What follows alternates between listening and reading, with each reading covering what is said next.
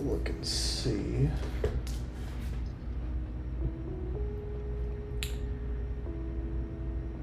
Cool.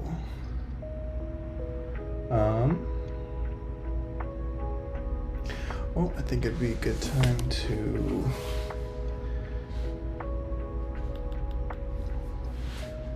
let them know we're live. I'll probably start some work here in a couple minutes. Literally his first run. I'm casual as it can be.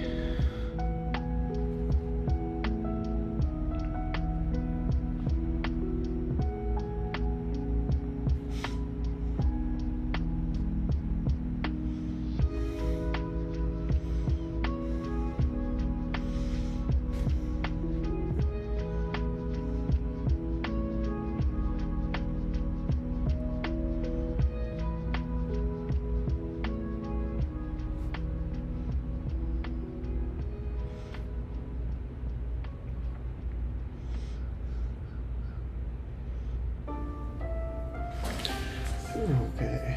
All right. So, got like one thing I got to do left. I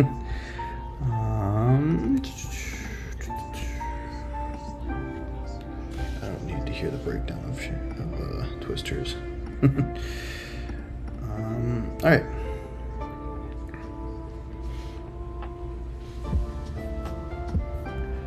Cool. Sorry for the person who's kind of sitting here right now while I'm doing this.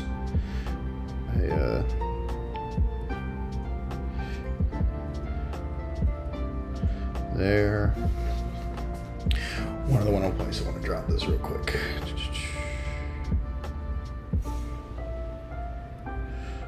Boom, boom, boom.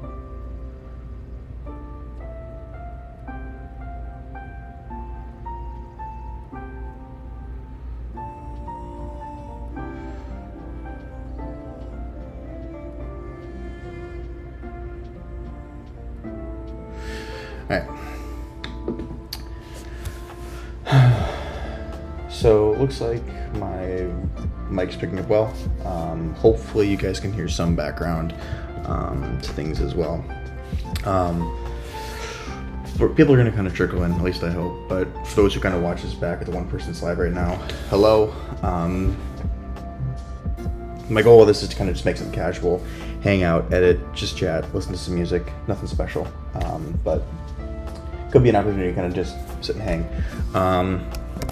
This is kind of the interface that you'll be kind of seeing me work through, which now I'm realizing as well, I completely forgot to,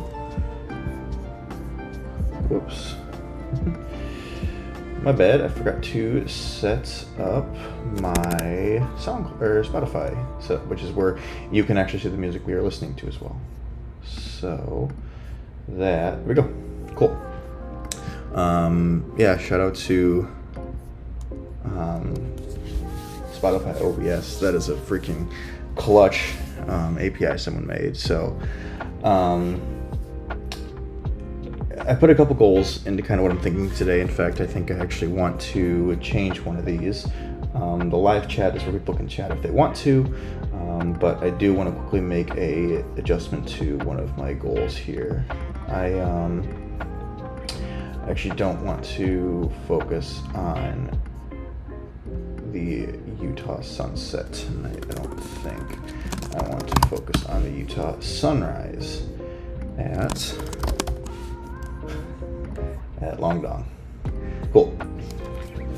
That's just a way for you guys to kind of see what I'll be working on. So without further ado, I want to start with the Caprock Supercell, which was, where are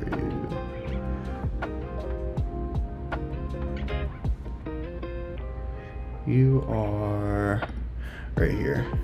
So if you guys remember the storm down by Midland earlier this year, I was down by Midland for it, but my positioning on it I just got caught with traffic and I couldn't get in front of the hook in time before the hail got too big. So I literally missed this tornado by like under 5 minutes. It was a rough day, but we slowed down on this road here, and it had just this awesome structure to work with. I've done a couple shots here, so but there's a couple more I want to work on with a bit more of a different, pano style. Like this one is pretty just standard black and white versus color, but I wanted something more like this where I had a bit more of a foreground to work with. So that is kind of what I'm going to be working on here to start with. I just want to make sure that my battery is charging cool.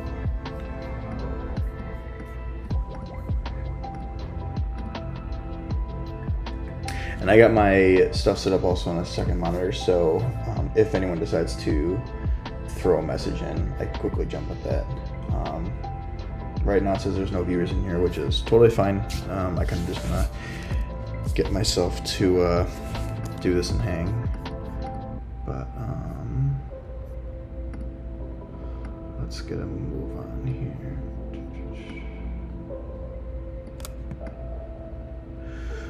So right now I'm basically, any area that is showing up as blue shows up as clipping. So I'm kind of keeping that down a little bit.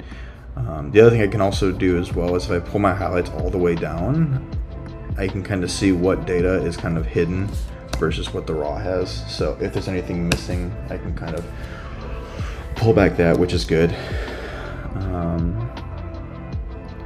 So let's try and give a little bit of that here. I'm really someone that doesn't like a lot of contrast, or at least that really harsh contrast. So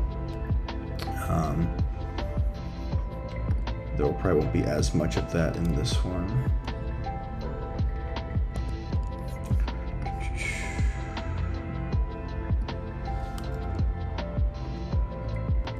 It's not great. It gets into some areas actually that I don't want.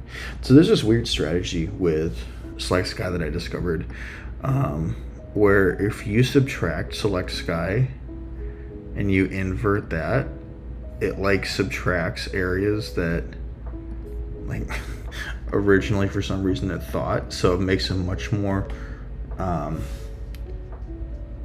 refined edit essentially. So that looks good there. Now I have full control of my sky. So then I'm going to actually duplicate and invert this mask. So now I've basically kind of split my images into two, where I have one mask for my foreground and one mask for my sky. Probably can subtract one sky off of this. This ain't perfect. It's close. That looks more like it. Cool. Whoops.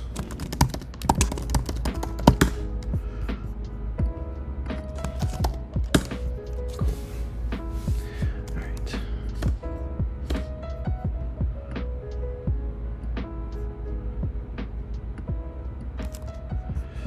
Let's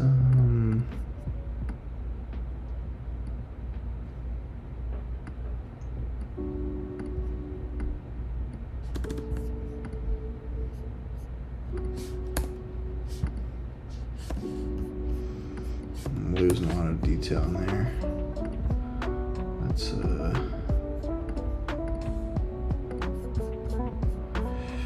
what it's worth, actually.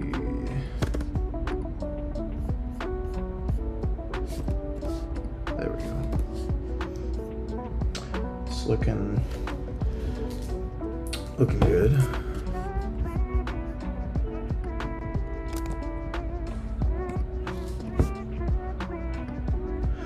That just shows where my clipping is, so I can do that on both ends here.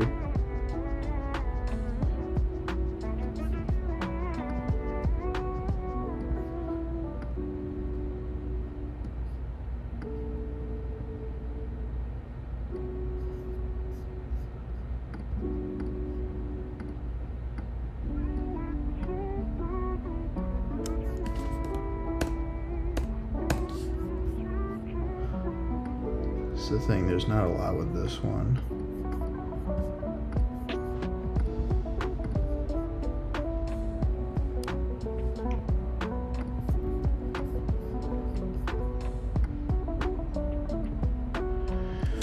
You know what, I may go jump further ahead.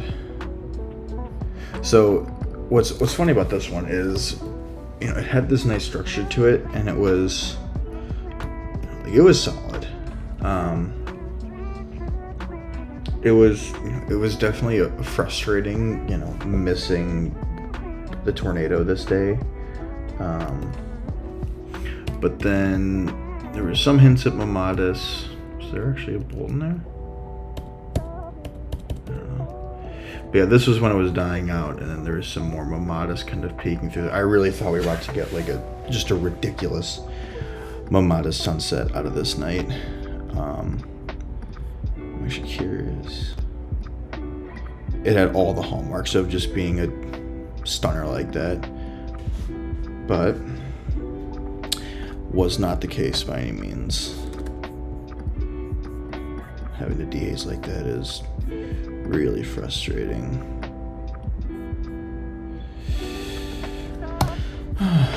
But no, it's funny because in the distance, I mean, literally this is while I was taking this, way off in the distance to our west, there was this other supercell that was actually going up. Okay.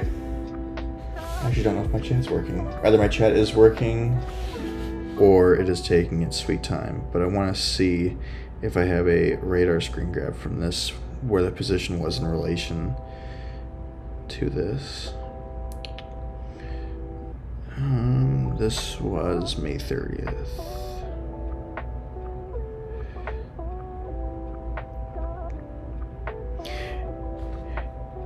Yeah. So this thing off to, I have no idea if this is mirror, that's something I gotta figure out. The one off to this guy, which is technically off to the west, that was this guy. And it was kind of funny because we had watched this in the distance and weren't sure if we wanted to commit to moving over to that. I mean, the day was done tornado-wise. But then this is where it was like, all right, we got to find somewhere. Because the moment the sun kind of went below, that's when then you had just this remarkably stunning light. I know that there's one that I started. There we go. This is the one that I want to work on tonight. It looks like chat isn't working, and I actually do want to kind of quickly see if I can get that set up.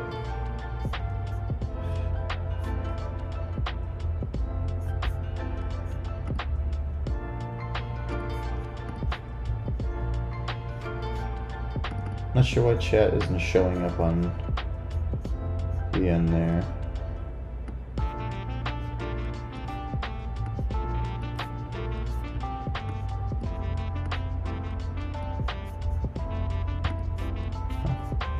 Well, I can keep kind of glancing over. I can at least see the chat from here, which is good. But anyway, yeah, I want to work on this one a lot right now. This is where I kind of started with. We had this barbed wire that I literally couldn't avoid. Switched over, and highlights are blown out a little bit, so I'll be able to pull that just a tad. But what I really liked was this sunlight right here. Unfortunately, I shot this at f16, which really sucked for sharpness. I really don't like passing 13 if possible. So it's definitely one of my softer images, which I'm bummed about, but could be worse. I think so far vignettes, what do I got here? Bottom of the sunset, right on the horizon. The highlighted portion of this, which honestly I may just remove these two. Let's just start fresh. Okay, bolt this. I'm going to leave this because we'll probably take it into Photoshop and fix it. I don't know how much of a foreground I really want with this. The tough thing about it was there was barbed wire fence in every single direction. So I didn't have much of luck getting a better perspective than what was present here. So if I pull this real quick, this was the foreground I was working with. And this is as close to the, basically, I mean, I was shooting between the barbed wire for this. You can even see where it was moving for the 1/10 of a second that I was shooting. So this to me is very unattractive. So I'm probably gonna move this to like right there. I've never been opposed to lightning being at like the top of the frame for some reason. If it's off to one side, I really dislike it, but something where it hugs the top of the frame.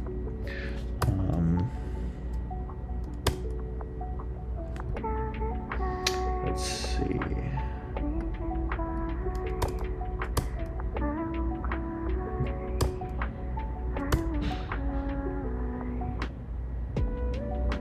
This could work. If I were to pull this back just a tiny little bit here. So this is kind of like the golden ratio. It's one of my favorite compositional techniques to look at afterwards. Like, I don't shoot in the field with it, but when it works out, it's really solid. It's hard to do on these grand scales. Typically you want to have a bit more of a solid leading line, but something like this where it kind of follows up. This barbed wire will eventually be removed, but brings it to kind of the open space here, which is where I think it might stop the eye, but then brings it back with some lightning here. So I think this could work if I were to pull it a little bit. Otherwise, I like the thirds of horizon being within kind of that 1/5, right about there.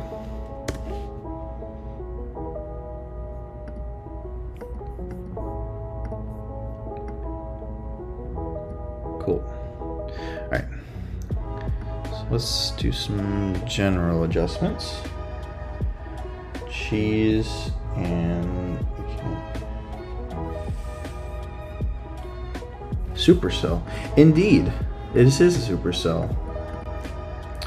So I'm gonna pull down some highlights here. I shoot in the A7R5 from Sony.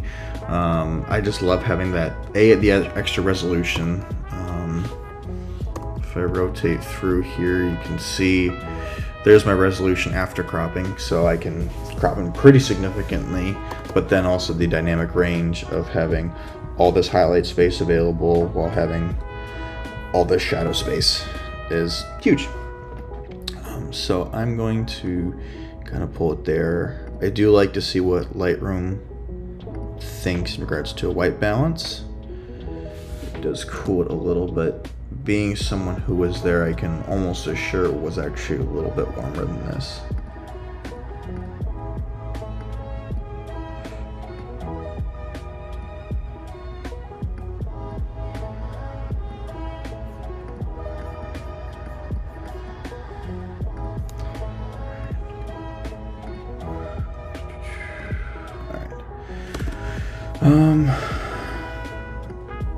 Let's see where the highlights begin to clip.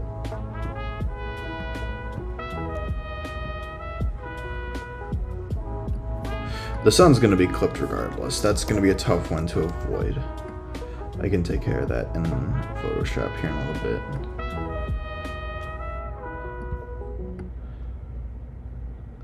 So it looks like this spike here is going to be my shadows here.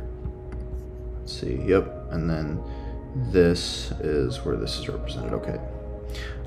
If you ever wanted to know, like, if you ever want to know like what area of the image you're affecting, you can press this little dot for your tone curves, and these jumps right here actually represent your histogram. So for those who aren't familiar with how the histogram works, black is your furthest left here, then you have your shadows, your exposure data, highlights, and your whites. So think of it from like left to right for its like true black pixel to true white pixel with everything else in between.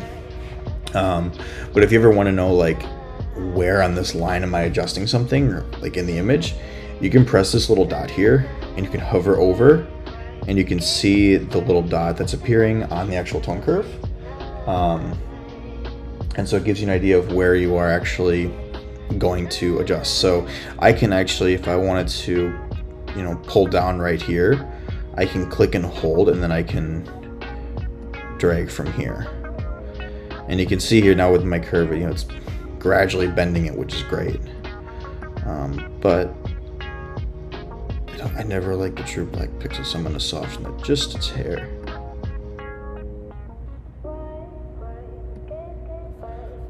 Nice. I'll come back to these.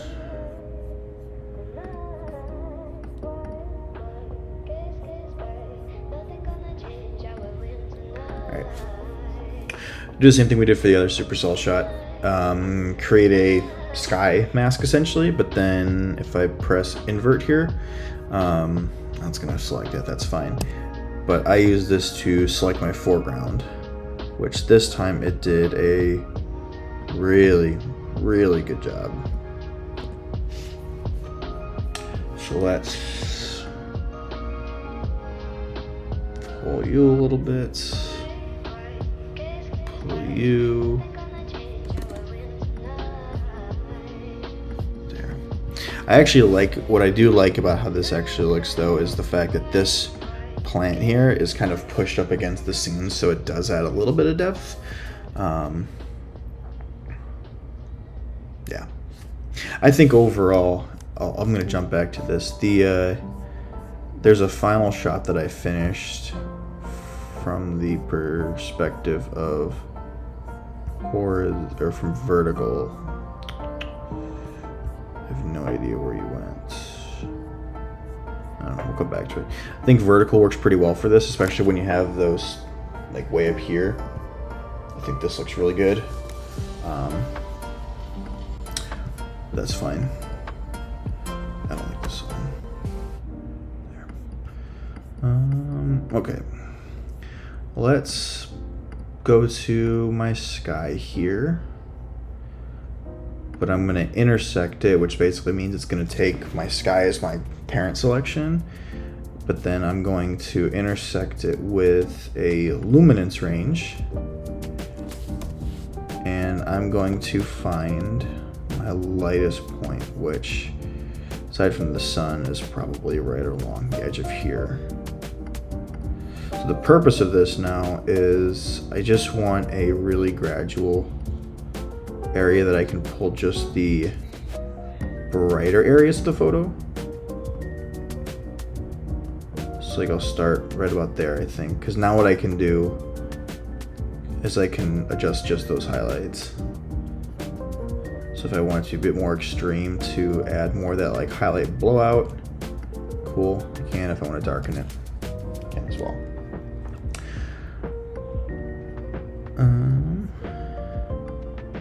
Now the fact that we still had some blue sky here, I actually am going to probably cool this down. Actually, I'm going to do that in a separate layer.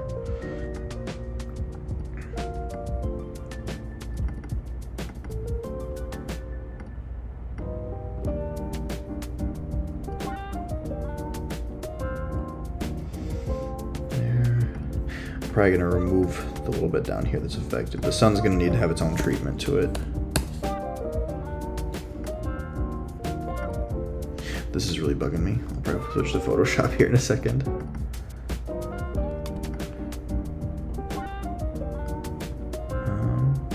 Let's see, probably right about there. When I'm adjusting either black or white, I mean, this also works for shadows technically. Shadows are highlights.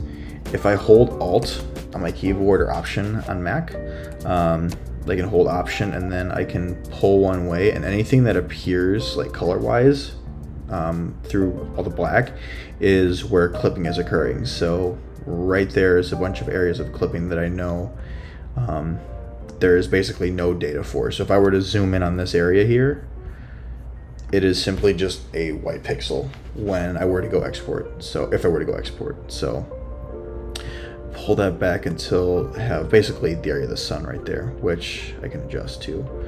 But this allows me to keep my tones as far in one direction as possible.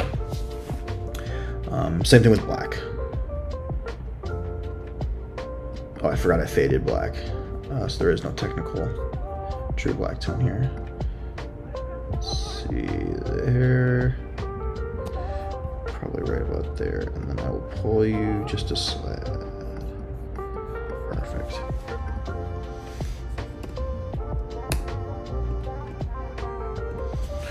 We'll do some work on this lighting in a minute. Some Modest is speaking through. Let's take this into Photoshop. And I actually want to try out the new adjustment brush, which came out this week. So we'll let that kind of fire up here.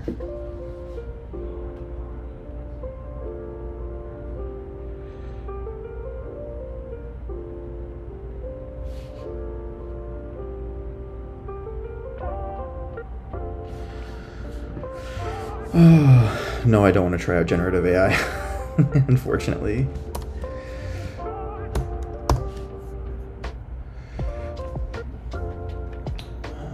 Okay, let's take care of this host right away. So there's object selection tool where I can basically, I can highlight and it'll actually try and probably grab that, which will be nice.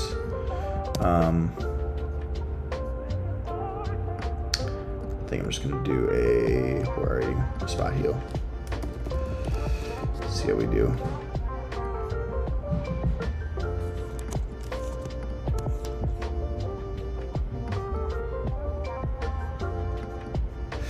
Just gonna kind of work my way down in increments.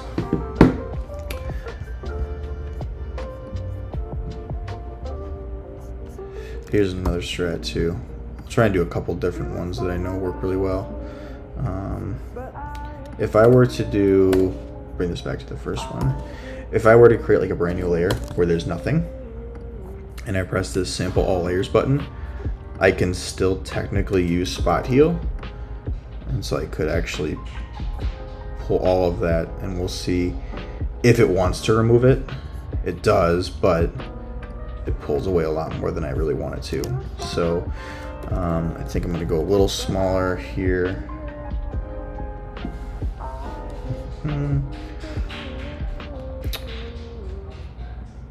Let's see if I get a bit more selective with it, if it does any better.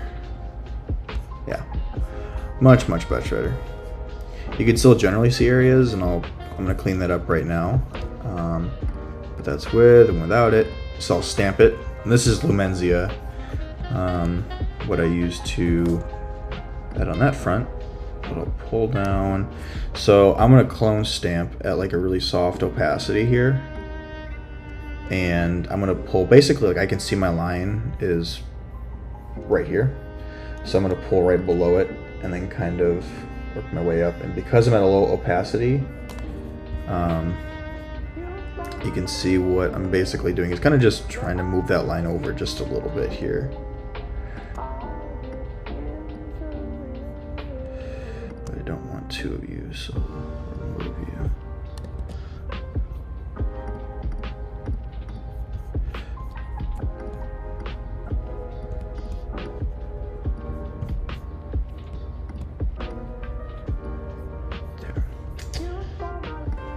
Cool. Just gotta do one thing real quick.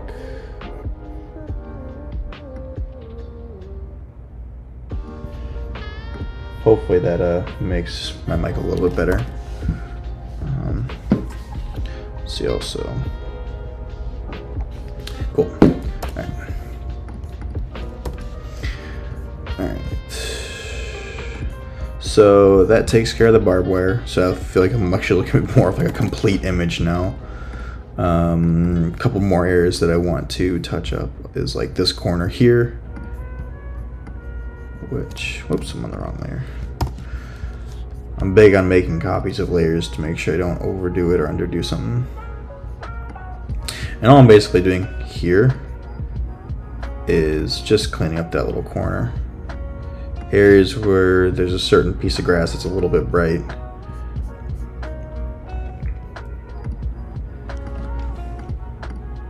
Nothing special, just something simple. Another horizon trick too, because I really don't like the level tool in Lightroom. I feel like it's really hard with dynamic foregrounds. Is you can create a blank layer, and if you hold shift on your keyboard and you make a solid line that goes sideways, it'll be perfectly level. And then you can actually use that with your image to see if your horizon is off by a degree at all. I don't think we are in this one.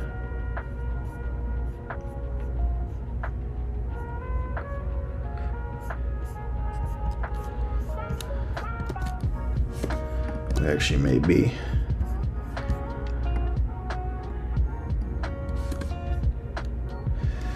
There. It's also further back there. What I'm basically looking at is like right here, and then I'm looking at right here. I'm using the line basically as kind of like my safe zone. So since it's in the safe zone, it's a little below it, but I think that's also just my lens. That does look pretty good. Cool.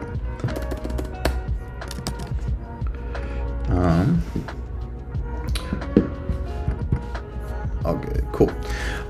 Let's use Lumenzia real quick, and I want to try and fix the sun a little bit. And I shouldn't say fix, the sun is honestly fine.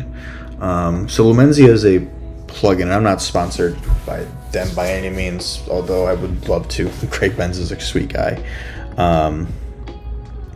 This allows me to basically use light levels to create masks. So similar to what I was using with the invert tool before, this allows me to adjust on that front. So you can see where it's the brightest area. So my sun is right there. These are those really bright highlights along the edge of the supercell. So if I like disable that, that's all this and that's all that. So the hope is I just want to basically, and I may actually do this right here because these areas are really blown out too. What I can do then is these are different adjustments, so like curves or levels or brightness and contrast, HSL, the whole works. I'm going to create a curves here, and my curves now is only for that area. So I'm going to pull whatever there, like there's no data in this area here. Like you can see there's nothing here, but the benefit of doing this though is it's gradually going to pull this, but then because I pulled away from where my true white tone is, the sun isn't going to be clipped anymore from a technicality standpoint. So if I were to stamp that now, cool.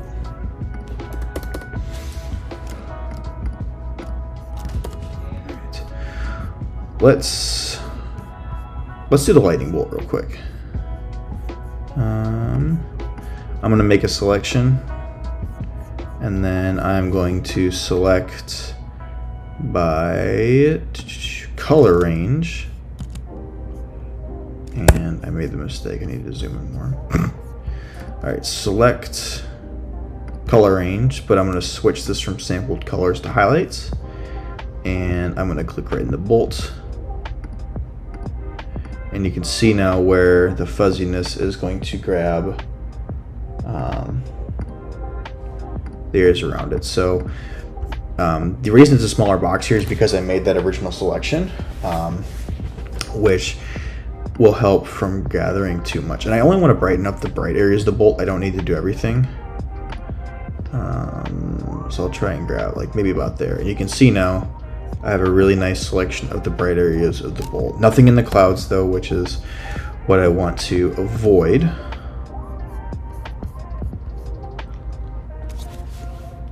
Let's do it this way. I'm going to do Command J. And what I've just done is I've made a new layer, and this is literally the lightning bolt itself. So I could colorize the bolts if I really wanted to. Whoops. You know, if I wanted to make red lightning, this tells me that there's a little bit of area pulled here. So what I can do is I can use my eraser. Hello, Isaac. Okay. And I can just erase certain areas around here. But now I know that there's area around the bolt itself that's selected, but at a really soft opacity, which is what I wanted. So let's switch you off of a color overlay from that, and let's go to true white. So this is without it, this is with it. I zoom out. That's without it, and that's with it.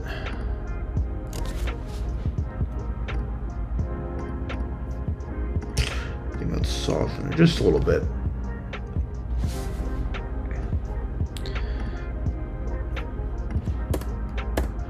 Cool. We are making good progress. A lot of my time ends up in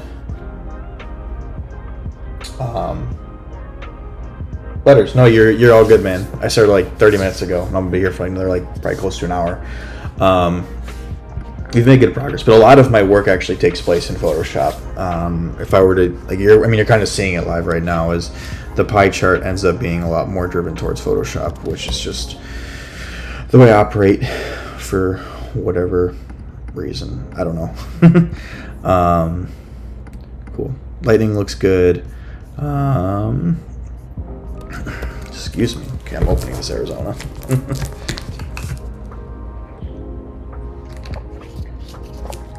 Cool.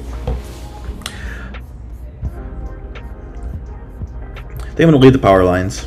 There's only a couple. Shows a good sense of scale as well with them on the horizon there. I want to pull some more blue here. That's a really accurate kind of display of, you know, that glow at sunset that happens, but I think a little bit more color there would be good.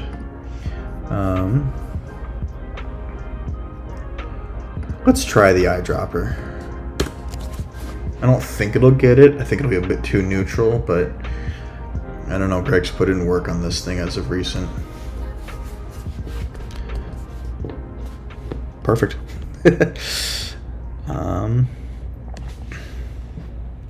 Perfect. Marius, oh my god, that is pretty. Thank you, man. Yeah. For those who are kind of jumping in as I'm editing, let me actually disable this. This was the same day as the tornado down by NWS Midland at the end of May. I got caught up by basically traffic in Odessa. Was it Odessa? Yeah, in Odessa, and had to. Yeah, it was downtown. Basically abandoned that storm like 5 minutes before it tornadoed. So this was the consolation prize. Could be a lot worse, but you know, I'm happy with it regardless. Okay. So what I'm doing right now, at least, or the main goal, is this little area that I'm working on. Is I am bringing back some more saturation in the blues. So I can select my HSL slider, and this allows me to literally just pull just a tiny little bit of blue back. That's black and white. I can pull down my lightness here with it, but literally the goal of doing this is just so I have a little bit more of that color present.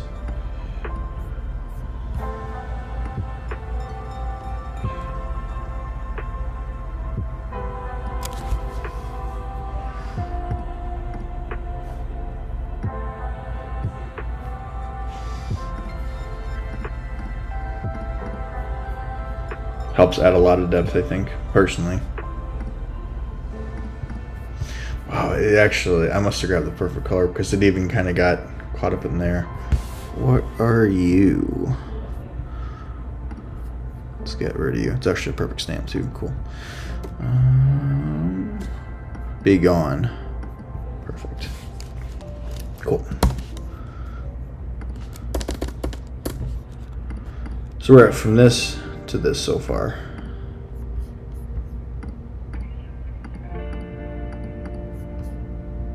There's not a ton more to it aside from making some pretty global adjustments. So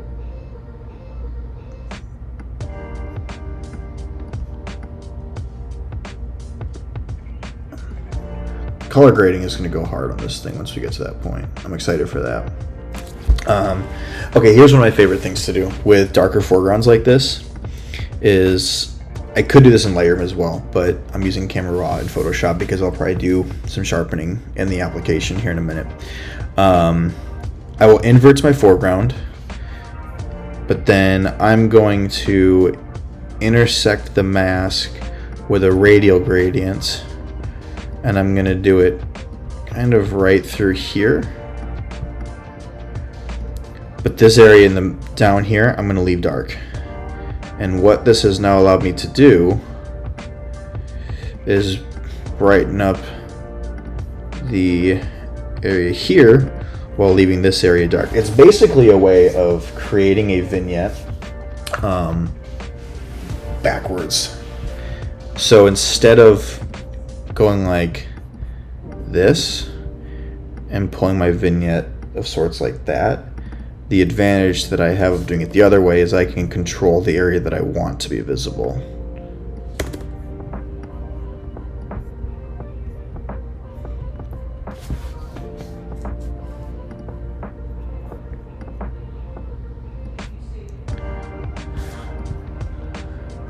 Cool.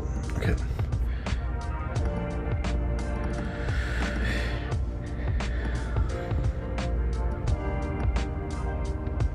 I'm chronically addicted to reducing clarity on an image. Not a ton, but just a little bit. I have this belief that humans see at a softer view than what our cameras pull. I'm gonna pull a radial gradient right off of the sun here and increase my exposure a little bit. But then if I decrease dehaze, what that is actually going to do is it's going to create haze, which we've all experienced sunsets like this where it's really hazy, and when you're looking off in the distance you like are forced to squint.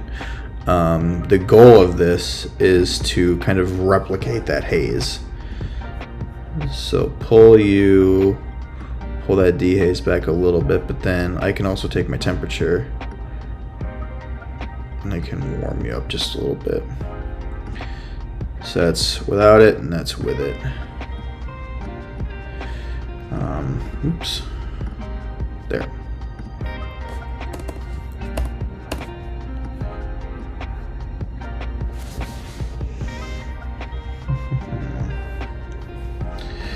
So then let's go off of the general light source of this general area here, which is basically, kind of behind this dying supercell. I'm going to pull a radial gradient pretty large in that area and then invert it and my feather a little softer, I think. The benefit of this now is the fact that I have this dark area all around it. So you can actually see here too, if I set it at the beginning, you can see the area of the sun is clipped up here. But if I darken it, this still stays bright. This recovers that clipping, but the light source there is still good.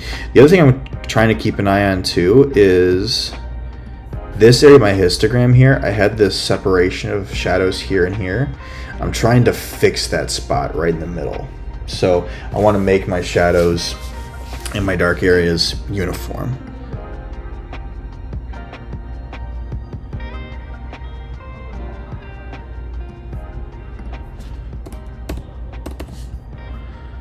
Cool.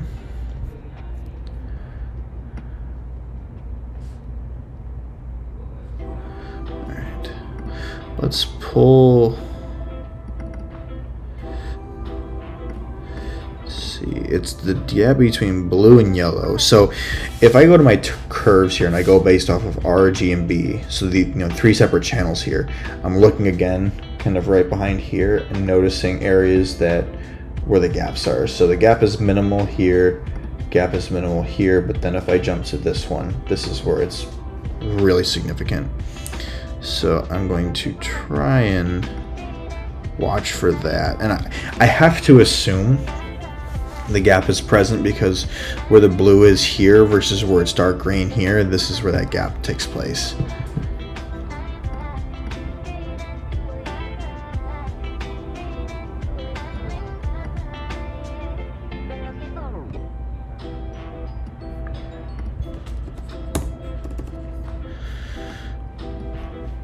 I want to darken up these areas here. Radial gradient, always my best friend. If you start thinking of the radial gradient as a, not three-dimensional, but as a tool of depth, essentially, like imagine this is a plate, you know what I mean? It's not, I don't know how to describe it. Imagine you're taking a full circle and like I'm putting the plate down. So full circle, I'm putting the plate down. And so it's still kind of taking it, but it's from a standpoint of depth.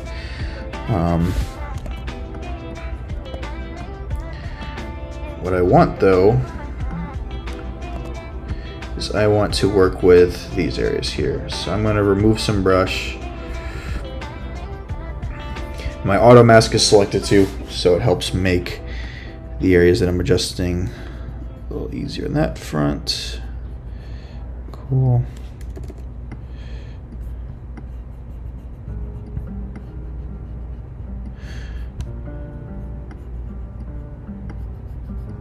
Okay. So what I can do now is I can brighten up those areas back there.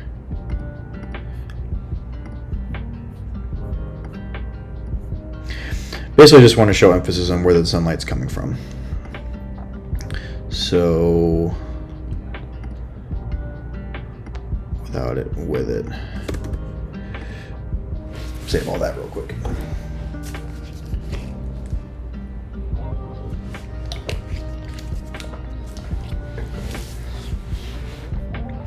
So we came into Photoshop with this, and we're here now. We are moments from getting into the color grading aspect of this, which is one of my favorite parts, but I'm just going to kind of go do some brief looking at cleanup, kind of see if there's any areas that need it. You can actually see back here, this is pretty cool, you can actually see another storm way off in the distance that's trying to go up too. Let's sharpen this guy.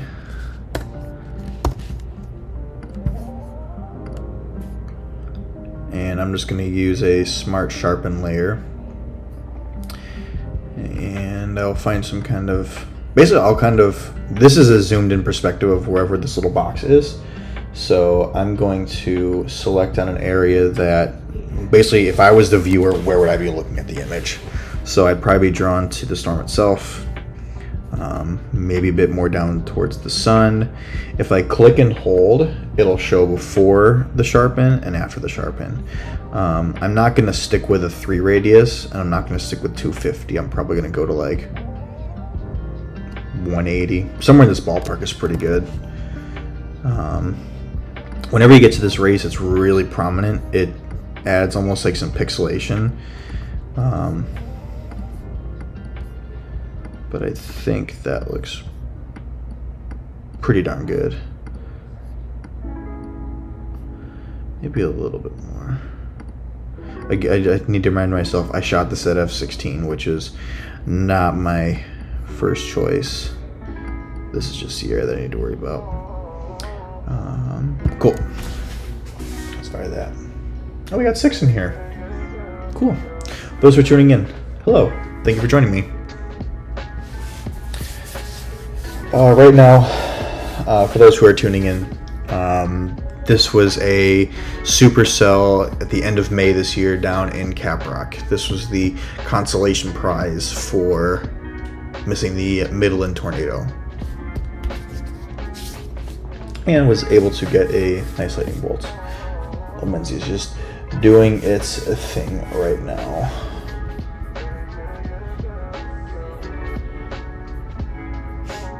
I have no idea why chat's not working. I'm really confused about that.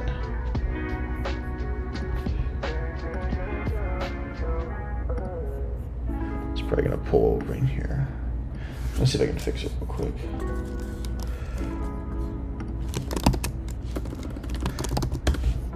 I'm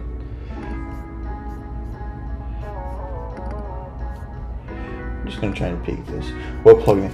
Yeah, so Lumenzia. It's hands down the best $40 purchase I've ever made, unless they've changed the price on it. Sorry, I'm like really distracted on the fact that for some reason text isn't showing up.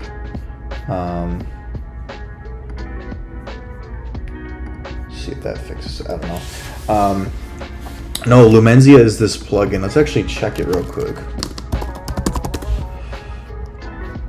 So Lumenzia is this plugin by this guy named Greg Benz, where the purpose of it is, think of like luminosity masking in Lightroom, but the advantage of it is I have dark mids and light tones, but on a scale. So rather than having these like sliders, I can pick it a value and then I can add an adjustment to it. So this is, like a light level 1, but I can switch to like a light level 4 really quick. And what it's going to do is it's going to find a much more significant area of bright highlights and white. But then let's say I like this and I want to adjust the color there. I now can apply a curves layer. I can apply, levels. I can do highlights. All these tools here. It's also where I do my vignetting. You also probably saw me do sharpening there for a brief moment.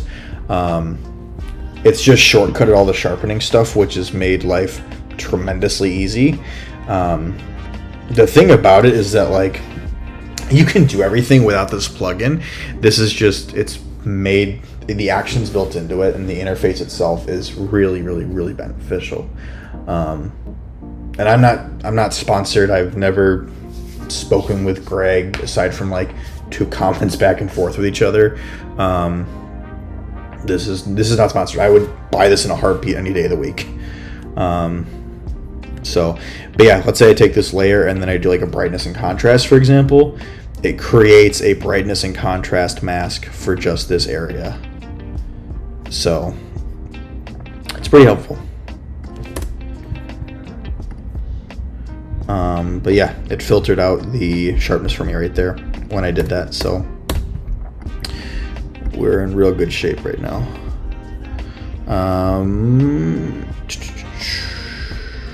Okay. Here's the vignette feature. This is one of my favorites. I can use a lasso tool, and if I want my vignette to be here, it doesn't have to be exact, but I want a little bit of, I just point at the screen. Oops. If I want like a little bit of this area here with like where the Mamatis was trying to peek through on the updraft, I can pull that. I can come back, I'll include the edge of the lightning bolts, and then I'll come back to the edge of the supercell, head down below. And so let's say that, like, this is the shape I want my vignette to be. I can press this vignette button and it's automatically softened from the feather, and it creates then a mask, and it's just a curves mask where it darkens the exposure in that exact shape for me. It is such a freaking cool tool. So I'll stamp that, which is basically just the shortcut, I think it's like Alt Option Shift. It's like Command Option Shift S, I think, or something like that. It's a shortcut of like 4 characters, and I just use this because it's easier.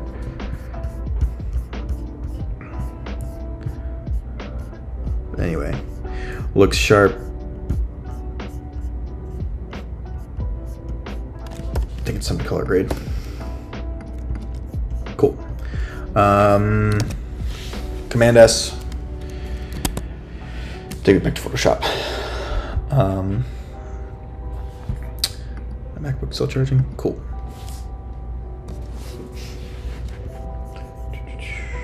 Alright. Yeah, that's the best thing about like when you have the interface between Lightroom and Photoshop is like right there, for example, I finished this and then because I just pressed Command S and like I open it from Lightroom, it knows to just send the updated version back over for me. So this is what we just worked on. If I were to, let's do this actually, so you can see a side by side. I'll pull a reference. This is what we started with, and this is where we're at now.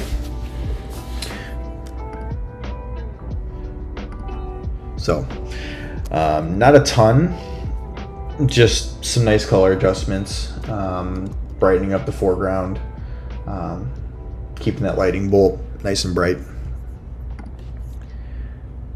I really wish this thing would have shot out like one really good bolt. I'm asking for a lot because like this thing is totally fine. But if we had one really solid bolt, I would have been much happier with this, but it is what it is.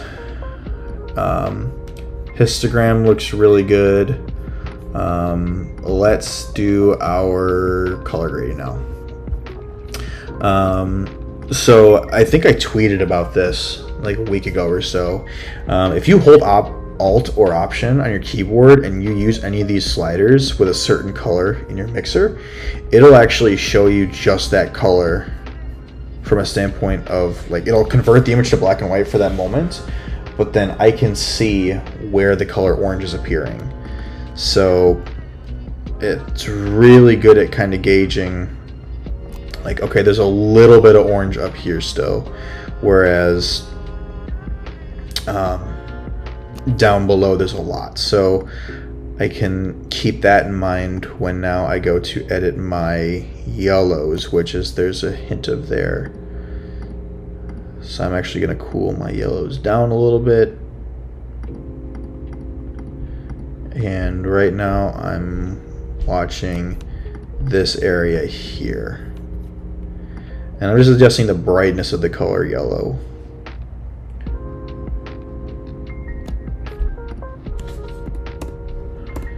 It's all so minimal. This is where it's going to get fun though when we do color grading with the actual wheels. Blue will be up in this corner here. Pull you. I think I want a little bit more out of you from a standpoint of like fading.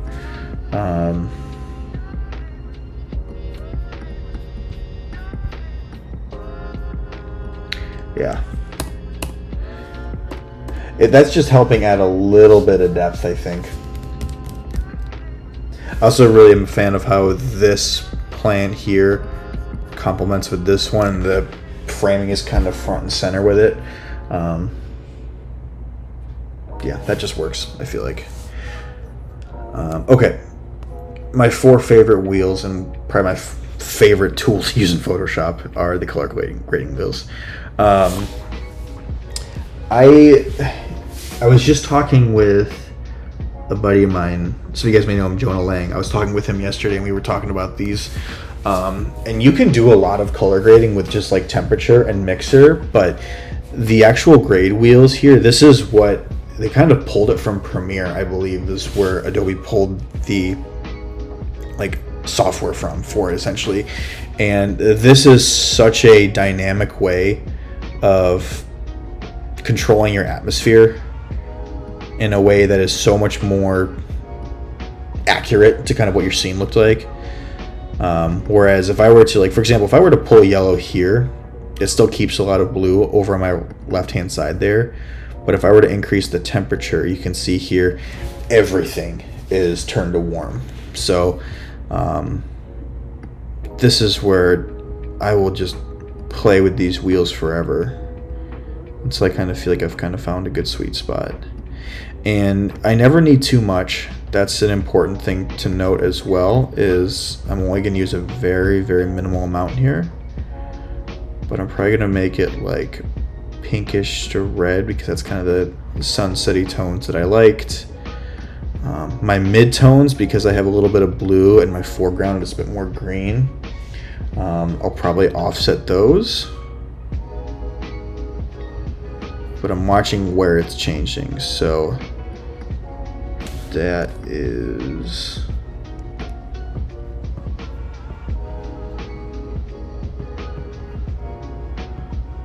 this area.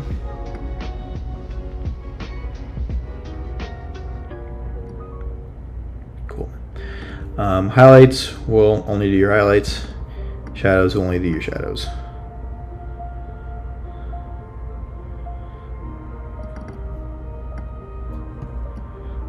Oops.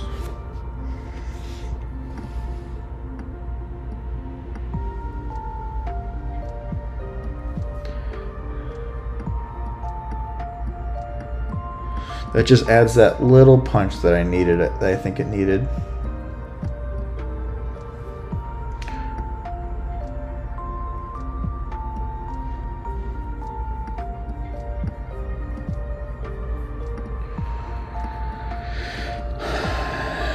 This needs some work. Not a ton.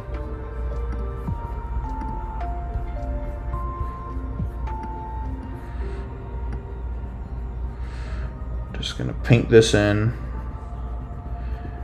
And the work it needs is just a little bit more depth to it. Which is why I'm not too worried about getting it exact. Because what I'm going to do now is subtract and soften this area up top. So what I'm doing right here is I've made my brush layer, and this is the selection I want to make. But then I'm going to subtract using a linear gradient from the top here. I don't worry about the bottom because that's where it's going to be like a more prominent light source. But from the top here, I don't want this to be as affected. So I will subtract, but using a linear gradient where it will kind of gradually subtract out of that area but still be affected. So now I can take this and do exactly what I wanted to do with it, which is increase U and decrease U. I think I'm gonna do a little bit more brush working on the left there. I think you need it in the middle. I don't want you in the foreground though. Remove you. Straggler. Cool.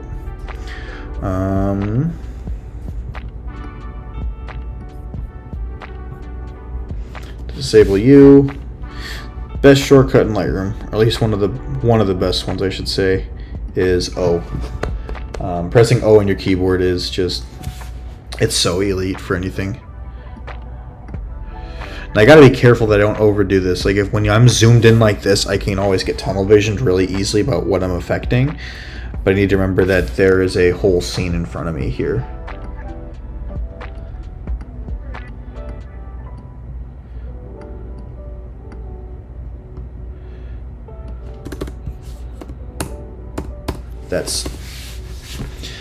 That is a lot better. So this is before, and that's after. Colors look a little bit better in my opinion. There's a lot better contrast in here. I can really see this area back here and where the sunlight is kind of hitting the edge of this. I'm very, very happy with this. I'm gonna pull you a little bit. Do my thing where I subtract a little bit of clarity again. And one last check, I'll always pull my white tone. I'll always check my black tone. Because we're at the point now where I'm going to basically export this.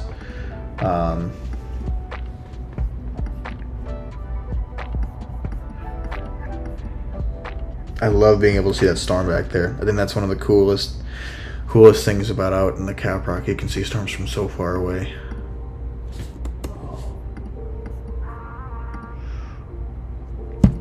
I think just for kicks, I want to see if I brighten up this area a little bit.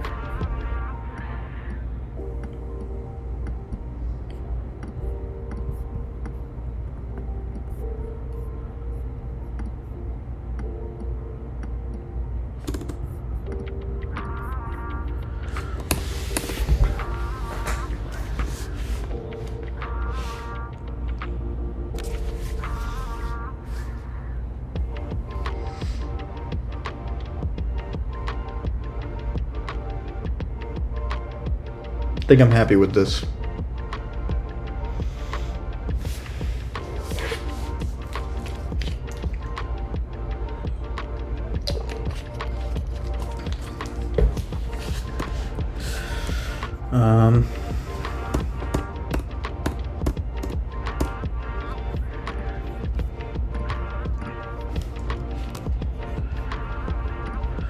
I think the only thing I need to do is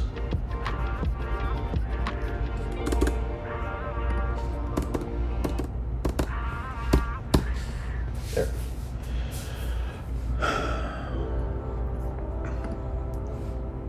Cool. Okay. I think we're good. So this is where, for exporting, I got a couple different ones that I'll do. I'll do full res. I will do one for social media, and I will do one for web. It's gonna fire them all off here so you get an idea. It's basically just 3 different presets here for resolution and file size. Because one of the, I mean, this will probably end up on the portfolio. I'm gonna want to tweet about this later. But now there is our image. In fact, let's actually do this real quick.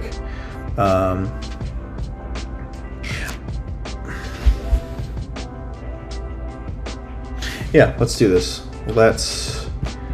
So if any of you guys follow me on Instagram, one thing that I really enjoy, I've been doing a lot recently, is I've been making these boxes with every single post that I do, where it's the 3 primary colors of the image. Let's make the box for it real quick. So this is just my template for it, but knowing that I may end up throwing this on Instagram at some point, all I'm doing is I just throw it in, resize it, doesn't be exact perfect. I'll disable the overlay, which basically just darkens it. But then I'll go to my rectangles and I will press the eyedropper and I will kind of just find the 3 colors that I think represent this image best. So we'll do one of you, I think, 'cause that kind of represents my foreground. And then I'll jump to my middle. And it's probably gonna be some form of like a grayscale like that. And my third, and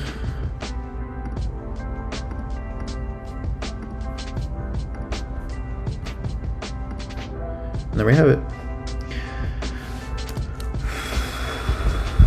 Cool. So then I will just save a copy of that. And we gotta name this one, which I haven't named this shot yet.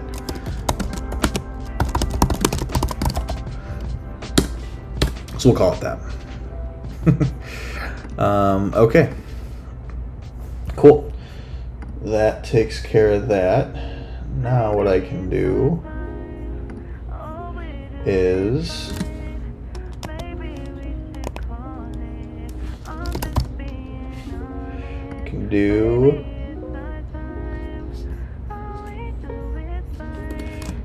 should be able to. This is cool because I'm testing something now on the stream that I haven't had a chance to do yet. No, not the whole thing. Whoops. Oh, and it did too. That is not what I wanted. It's fine. We'll figure it out as we go. Cool. Close out of this real quick. All right. That one is done. Next thing I wanted to do was there was a sunrise at Utah that I visited earlier this year. Actually, it's the same day as I shot this. If anyone's been out towards the Hanksville area of Utah before, congratulations, you've seen one of like the coolest places on earth, essentially. But this is about a 1.5 mile hike in, but this is Long Dong Silvers is one name for, or Dark Obelisk. I was doing some work with ProMaster for some filming, and this was one of the locations we shot sunrise at. I think Brogan's actually in this. Yep. So there was one at sunrise that I've never actually gotten around to edit. The tough thing was because we were filming, I didn't have a ton of time to actually shoot as much. But like, I loved the morning light here when it was hitting just back here. I thought that was just a really remarkable scene. But there was one that I had saved, I thought.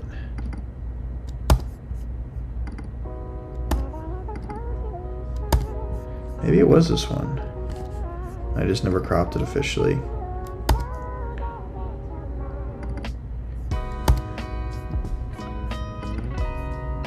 Here we go. Here it is.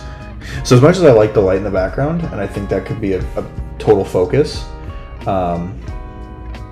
the intent that I have with this, though, is I like the cloud layers back here. So we are going to frame that out.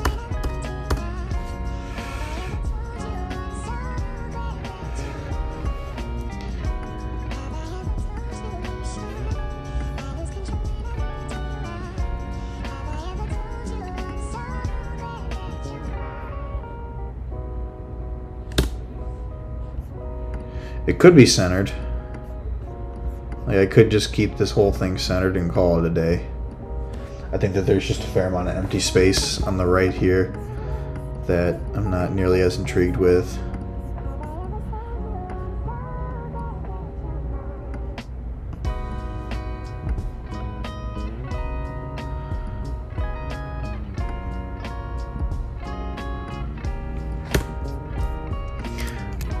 What happens if I take this vertical? Vertical is kind of the typical way people shoot this. This was the black and white edit I did. I was happy with. I may come back to this one. The more I'm looking at it, I'm not seeing the crop that I wanted for it.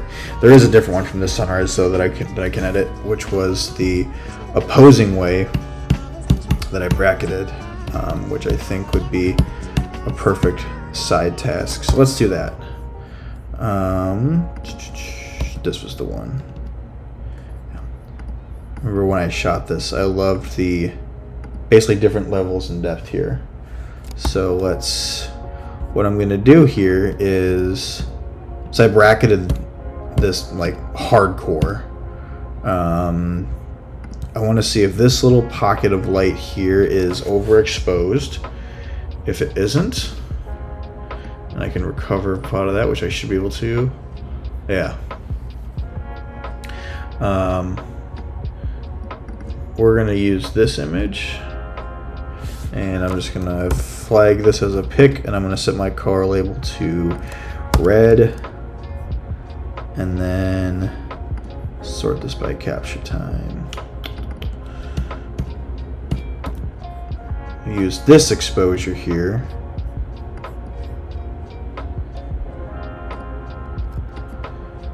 And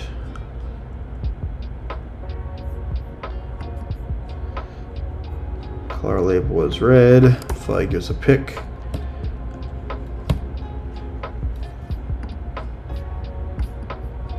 Tough thing about this one is going to be the edge here. It was definitely like slightly overexposed on the edge here, so I have some pretty rough haloing, which I'm not a fan of, but could be worse. These two I'm going to take directly into Photoshop, though. I'm going to open them as layers because I'm going to exposure blend them.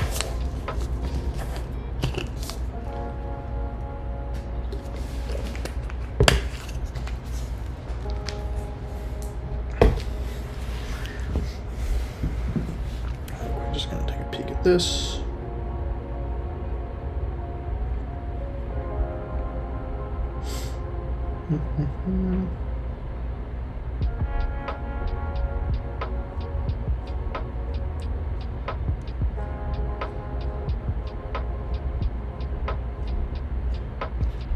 Cool. All right, let's open these two, auto align them.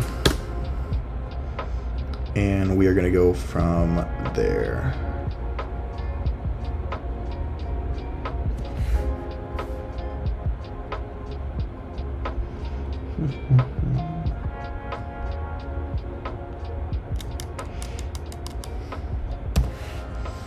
Song's a little slow for my liking. Cool. All right, so yeah, so this is what happens when I overexpose it a little bit. You can see the edge here is a little bit haloed. I'm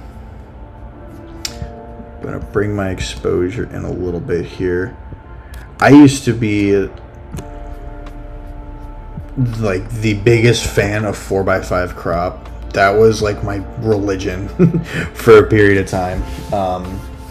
I really thought 4x5 was like the end all for everything. I'm also going to adjust this ever so slightly there. No, 4x5 crop was like my religion for a while. I think it'll actually work really well in this instance here because I want to make this little point here centered, but looking at this peak on the right here, let's see. Yeah, actually that looks pretty good here. There's a lot of depth into this that I really like. But what I need to do is I need to pull the sky from this one. So let's see if I remember how to do this. I haven't used Lemenzia Sky Selection in a while. If I recall correctly, I can press the selection and I can make a mask of it. Voila. Jenga. Cool. So that has kind of brought our sky back a little bit. The thing is, though, is I don't need all of this detail down here. Like, this is going to be adjusted a lot, I think. I'm probably also going to shrink this in. I'm realizing that this trailing in here is bothering me. So what I'm going to do is I'm going to stamp this, and then this is my dark layer, and so I'm going to actually bring this exposure down just a tiny little bit here.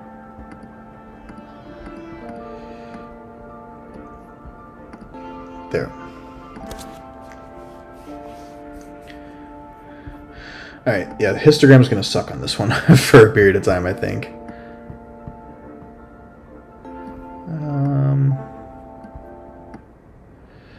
I always kind of try and start it by kind of just seeing what differences, or like what light levels I have to work with.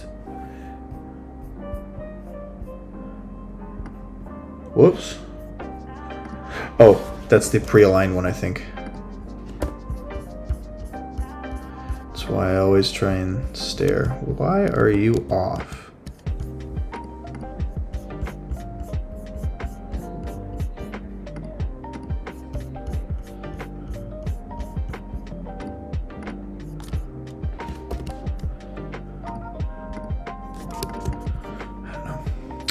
We gotta realign these though.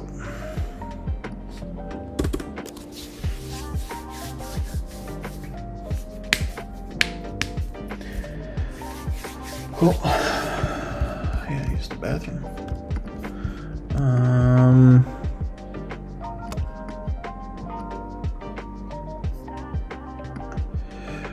I may do this. Let's actually do this. We're gonna get creative. So those should, in theory, be aligned. Yep. I don't know how well the auto blend is gonna work, but we're gonna try it anyway. Let's see if that does what I want it to do. Yeah, see, this is where I want Lightroom to be better, but it just, or not Lightroom, Photoshop to be better, but it just really isn't. It makes these really weird artifacts on the left here, so I'm going to avoid that because then you can see all the data still is right there. So I'm going to stamp you, and there's our blend. What I want to do though is I'm going to bring this in a little bit. But what I want to do is I'm thinking if I make the perspective where there's more of a line here towards the bottom.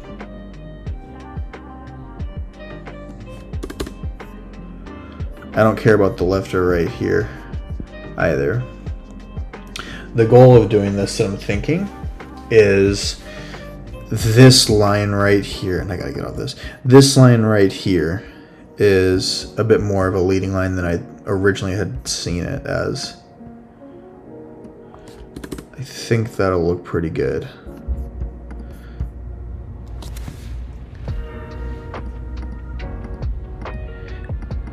Yeah, so this is before the perspective adjustment and this is after the perspective.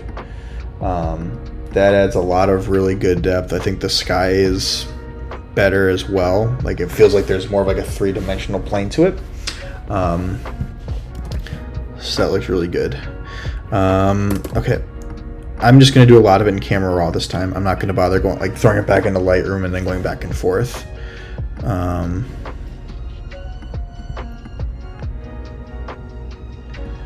Cool.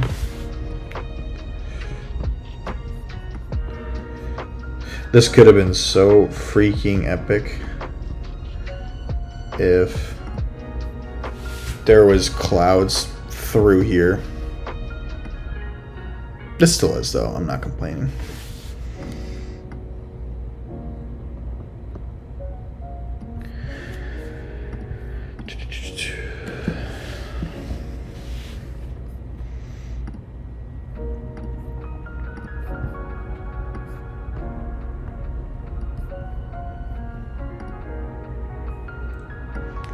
Similar stripe, kind of doing that where I'm going to brighten this up. This is going to be a really good opportunity to kind of dodge and burn a little bit, I think.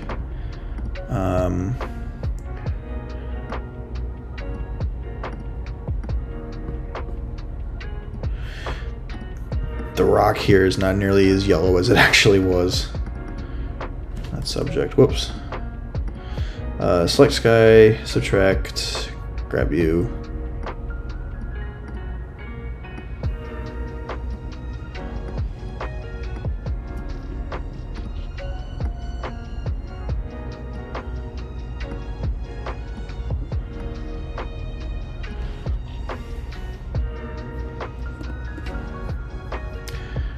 It's a little warm.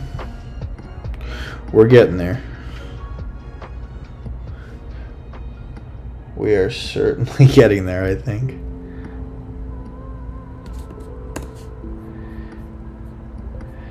It's gonna take some time, but I'm probably gonna remove all these footprints. I'm not gonna finish this one during the stream, but all these footprints that you guys see, I'm gonna want to get rid of all those too. So my stance on what you can and cannot remove as well. I know no one asked, but I'll share it. Anyway, stuff like the footprints, I think in the shot like this is okay to get rid of, because one downpour here will remove those footprints to kind of more of a natural looking scene. There's a good chance these were our footprints too from when we hiked in here, because you hike actually in from like around this canyon to the side a little bit. And so I'm kind of in the standpoint, like I'm at the point where with stuff like this that it's not always going to be present, and it's a temporary appearance by them, I'm okay with removing it. So I'll probably go through and take care of those, not fully one by one, but at some point.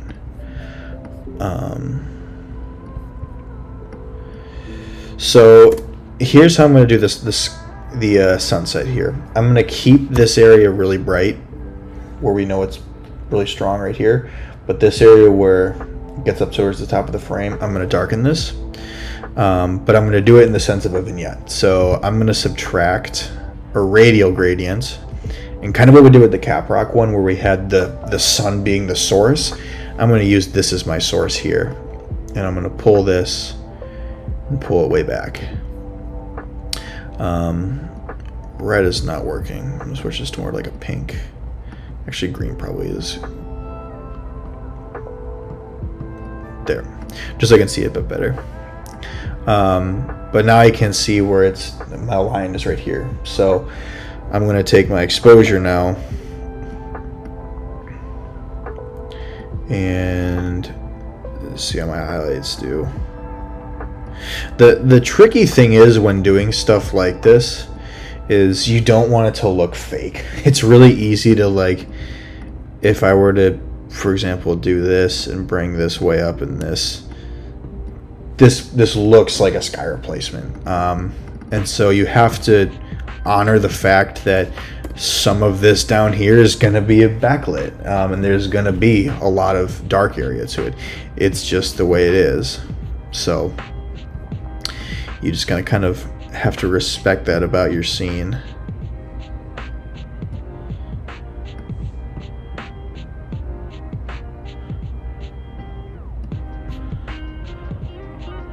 Let's see what white balance it would want to give here.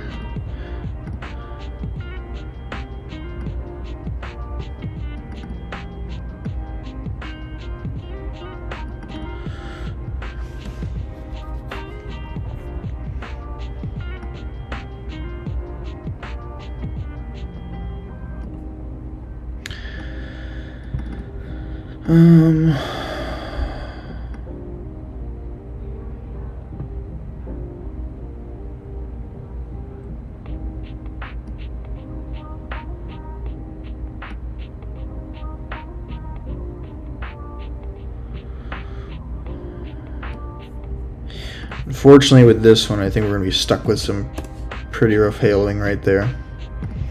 But I do have a kind of a solution I'm thinking. I don't know how well this is going to work, but we're going to try it anyway because that's what we're doing. I have a general idea how we can fix it. Come back to that though.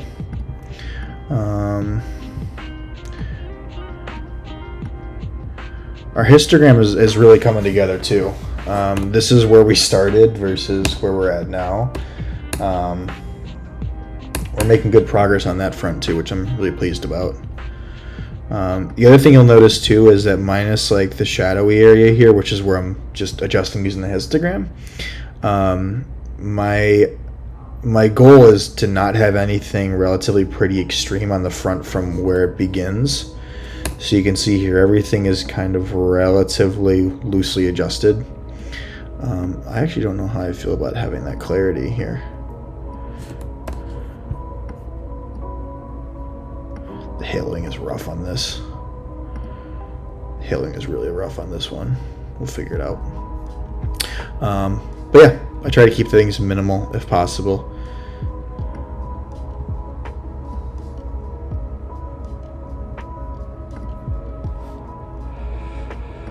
Still got 5 in here. Cool.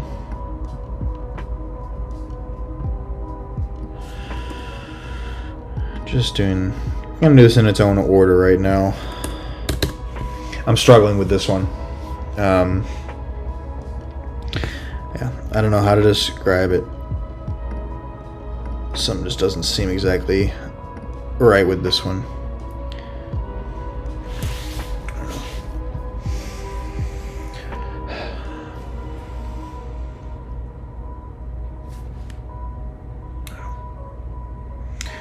I'll be right back. I'm gonna go run to the bathroom.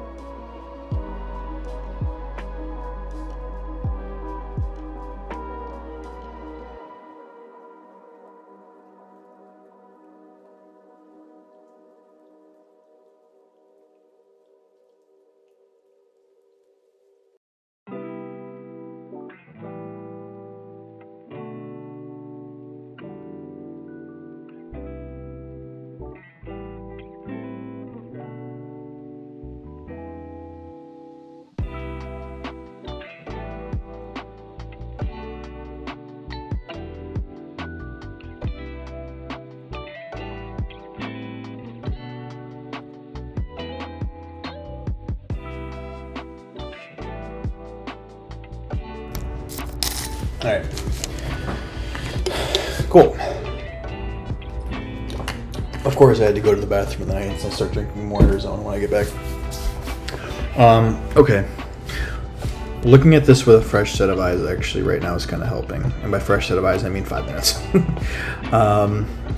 I think... And from this to this isn't bad. Let's try this. I want to save you. I want to lock you as well, so I don't accidentally delete you. Let's try this. This is a really... I don't know what I'm doing. I really don't know what I'm doing, but I'm gonna see how it looks.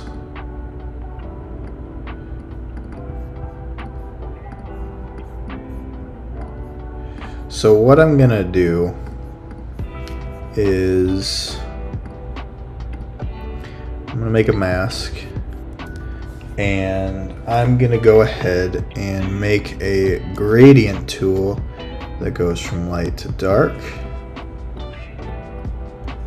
and I'm gonna focus on this bottom area here.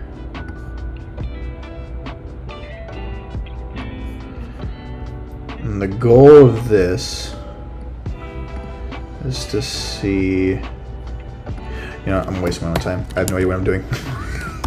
I thought I had an idea, but I did not. Okay.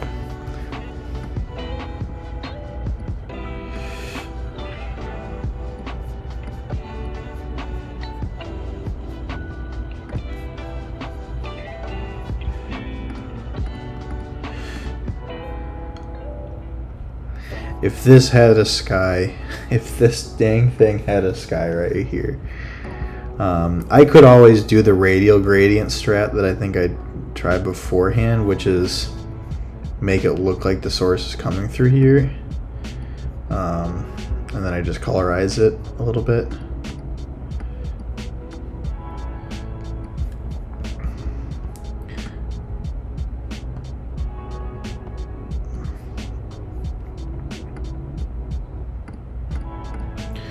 Honestly, that ain't bad. I think I'm gonna stick with that actually. All right, let's keep running.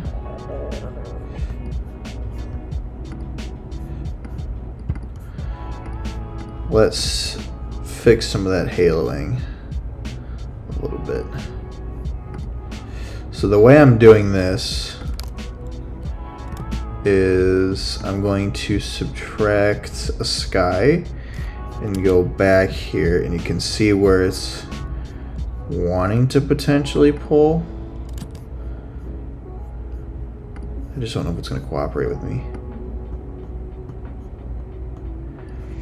It is not. Okay. It's fine. So what I'm going to do here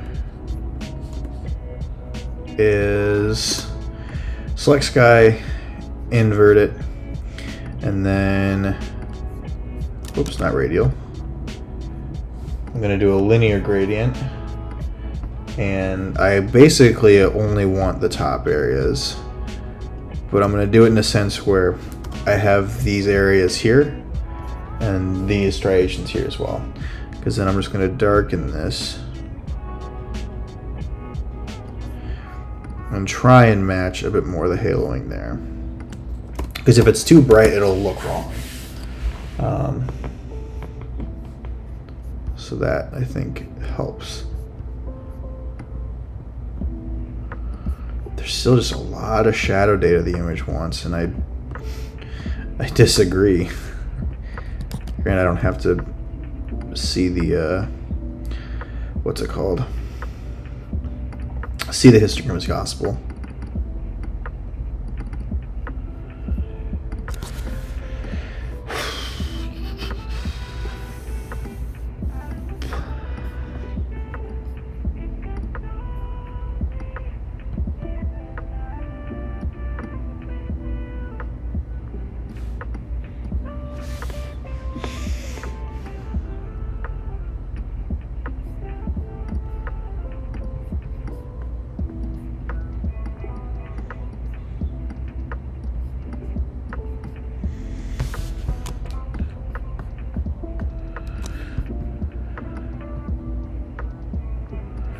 Yes, I'm procrastinating, dodging and burning right now.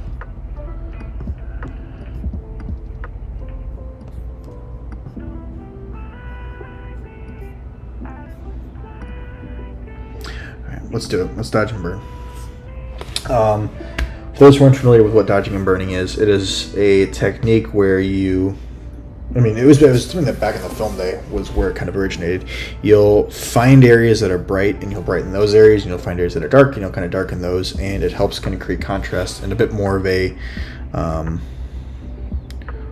organic way, if that's the right word to use.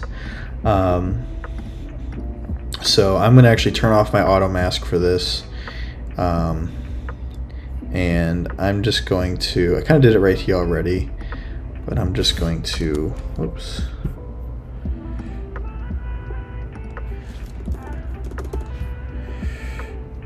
Nice and soft.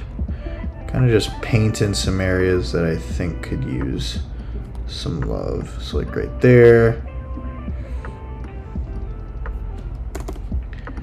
Right there, right there. But then knowing that I'm going to darken that area in the middle, I'm just going to do one of those. I'm just going to increase all of them just a tiny little bit.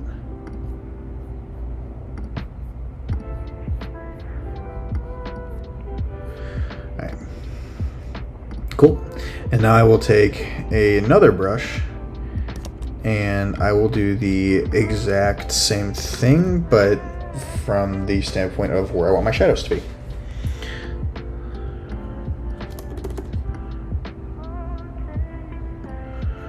Which is kind of right through here.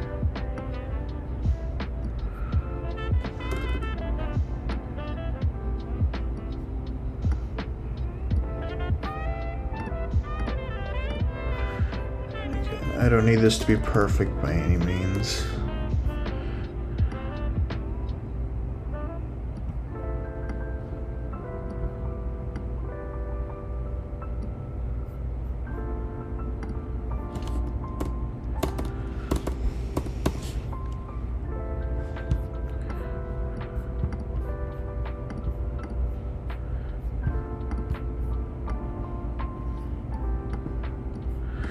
I think this area over here needs another one.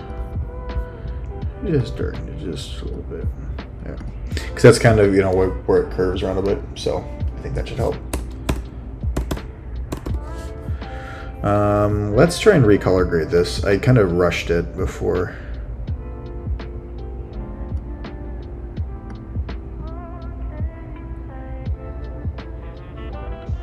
Unfortunately, I shouldn't say unfortunately, the appearance of this image is going to look more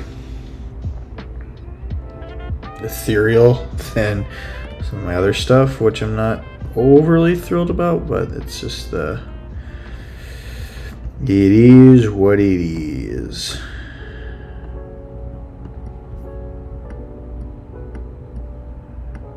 That looks good. It's kind of soft on things, and our histogram looks a little better.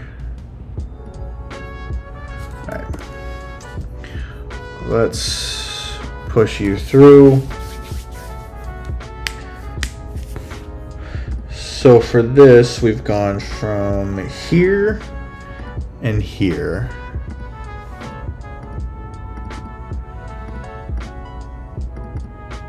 Not bad.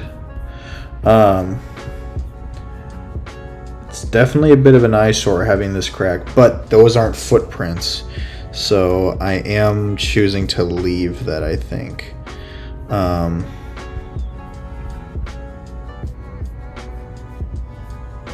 How I would get rid of all these quickly probably would just be something along the lines of just a little healing brush and kind of painting as we go.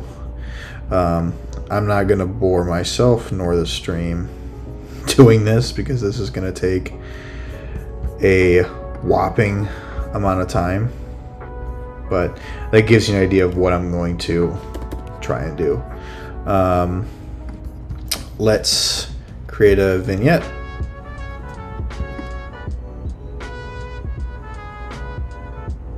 This vignette is a bit more easy to kind of get a general idea of where I think I want it.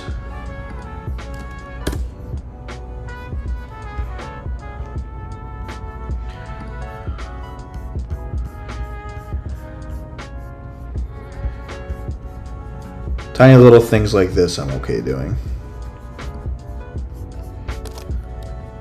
Whoops. There. Except why do you have an edge to it? Why am I struggling with this?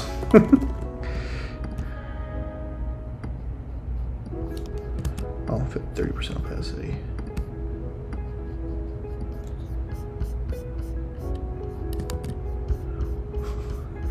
This is generationally the stupidest struggle I've ever had. There. Okay, cool.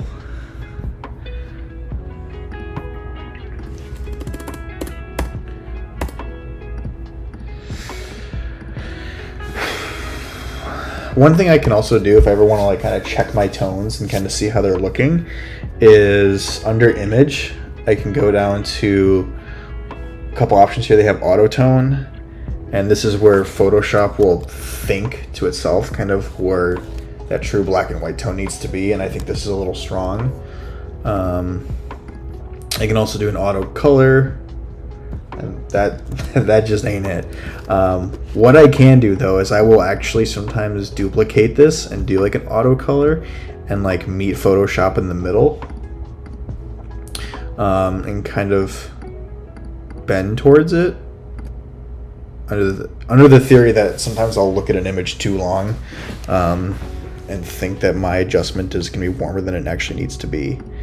So like I will say I kind of agree with Photoshop that I think a little bit of blue doesn't hurt. So I'll pull that in and then I'll just stamp that. So Photoshop, you got me on that one. Whoops. Let's check our contrast and kind of see what it wants to do for that. Nah, it's fine. Okay. Let's save this, send that to Lightroom.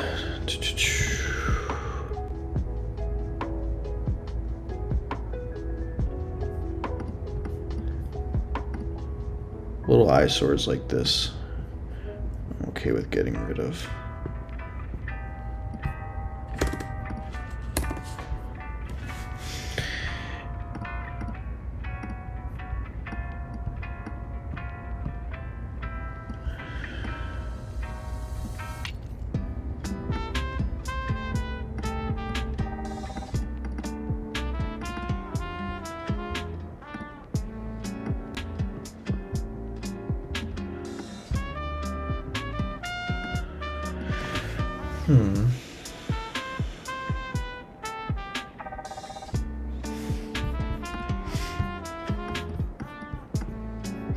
I'm frustrated about this haloing. That one's gonna bug me for some time, I think. Just darken this a little bit more.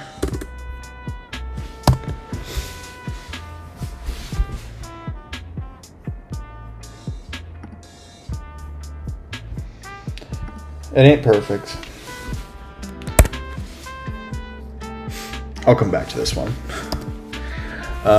Okay. The last thing. This one won't take long. I'm probably going to stream from there to like 10 minutes or so. If anyone recalls the Big Time Aurora event,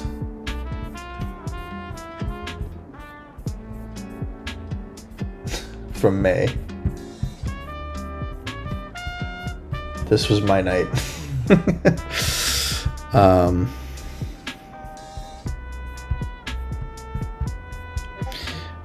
There's a little bit of content that I need to, whoops. There's a little bit of content I need to adjust for it. So I was running the A7R4 and the A7R5 for this. I had the Sigma Art 20mm 1.4 and the Sony 20mm 1.8, and I had both of them running almost at all times. I didn't get home until like 4 in the morning. But I have all these cards that I worked with them on. There was one though that I want to try and recolor grade real quick. Just gotta find it.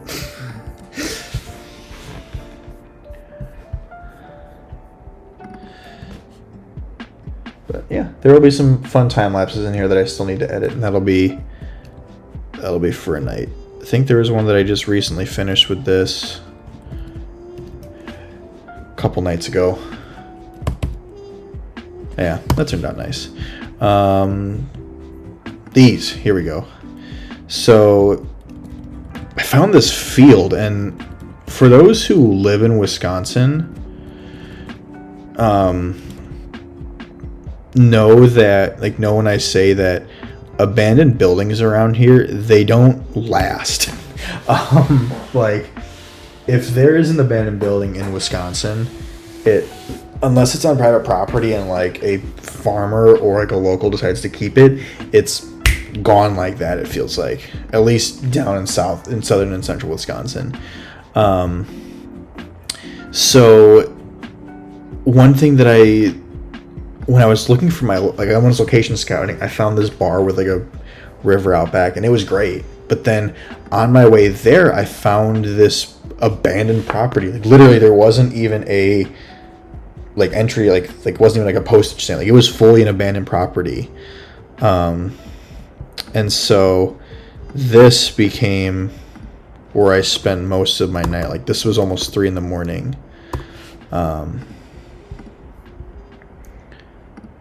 So yeah, the quick thing I wanted to do with this one though was I wanted to see what color grading I could pull out of this, because there was a cool enough foreground here where I think that there is an opportunity for a pretty unique shot, like a unique edit out of it, especially with kind of the way that the aurora was waving.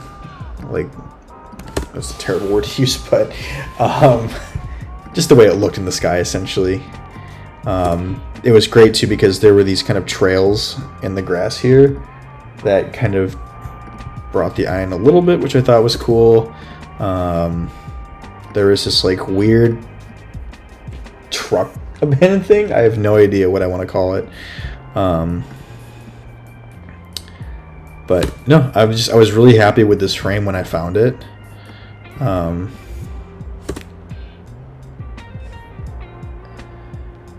So I want to see what kind of work I can pull out of it.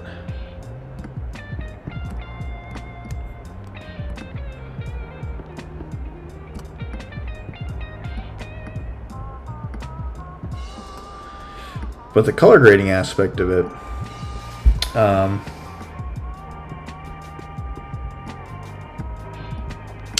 there is a new strategy that I'm discovering with these channels, where if I slightly pull in one direction way up in the top here, what this actually does is it helps kind of neutralize the sky in the background here, which is huge. And it really helps me kind of get a more accurate green out of it, which is the primary goal of these shots.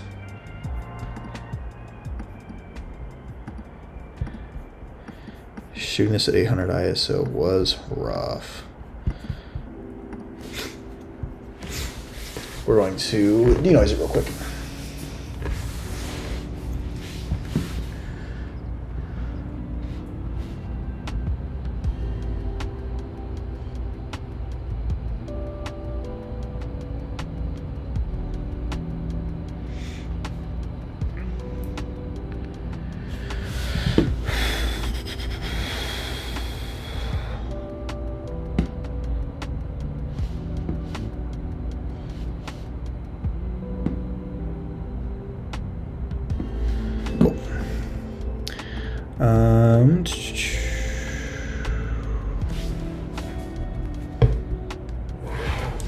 Just want to check this real quick too. I actually am a Clean My Mac stan, believe it or not.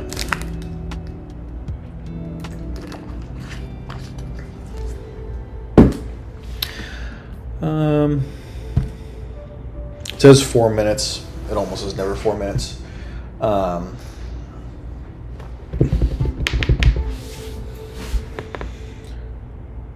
There is some good recovery there, though. Better than I actually thought there was going to be. I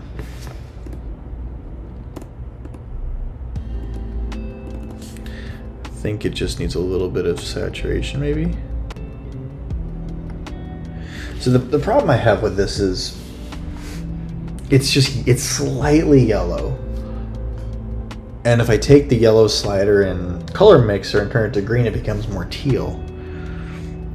So I need to actually adjust the calibration on it, which is something that I really, really, really, really hate doing. It's just a lot of work to kind of get it right.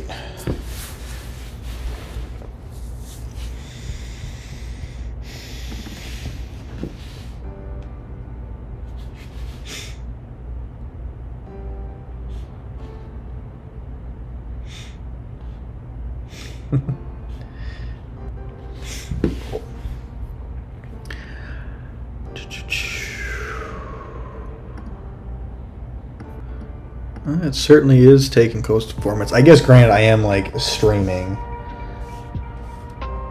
There's some good recome liberation.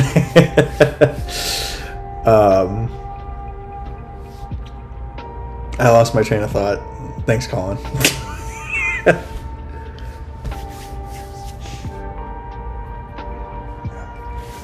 Once this is a good denoise, I'm probably calling it here. 2 hours is a good amount.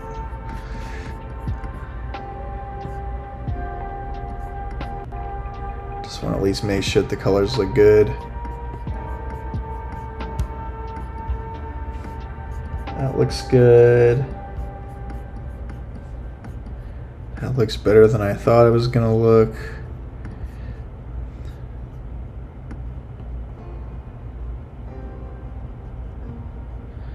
Oh yeah.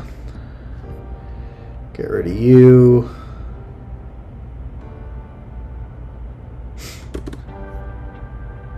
Cool.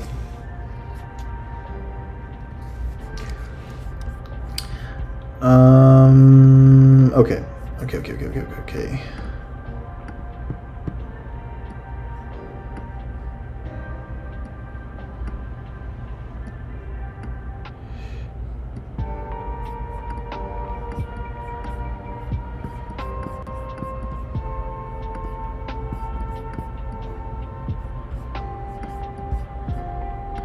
So I can take my eyedropper, and for what it's worth too, I like the colors that it has right now. I'm not against the colors we have.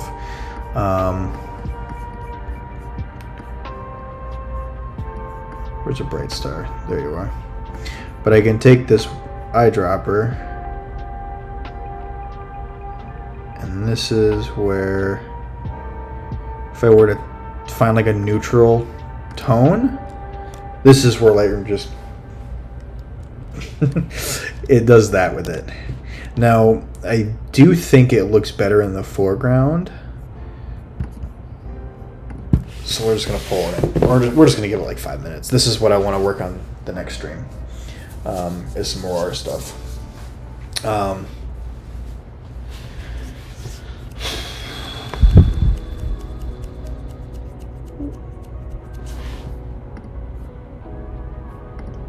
If Photoshop decides to cooperate.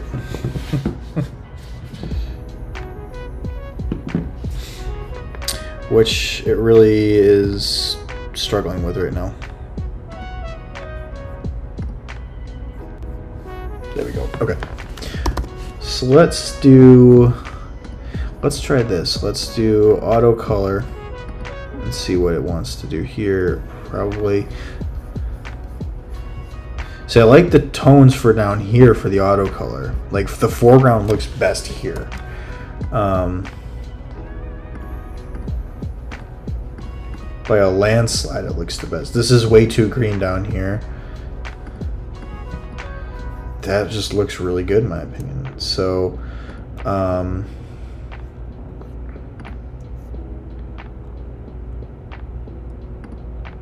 maybe? I'd be shocked if it works on this. I'm just trying to mask the sky.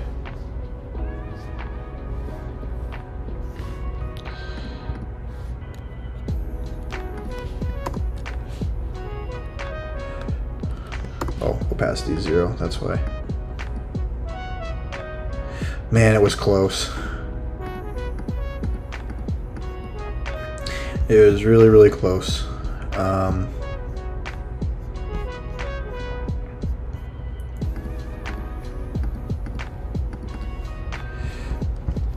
Let's get in there.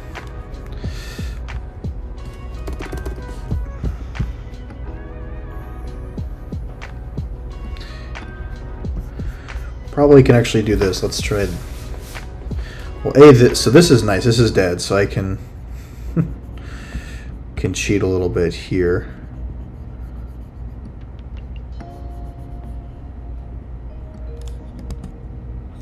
It's this tree though that I want to work with. So let's select the tree here, and let's select the color range of purple. Actually, take that back. It's on this one I gotta do. Select the color range of purple.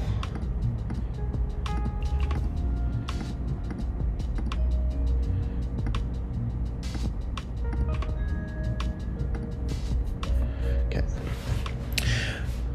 And we are going to go up to this layer, and we are going to, whoops, got to get right up in here, and we are going to fill that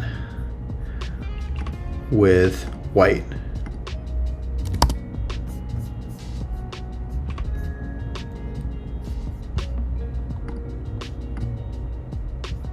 I think we did it.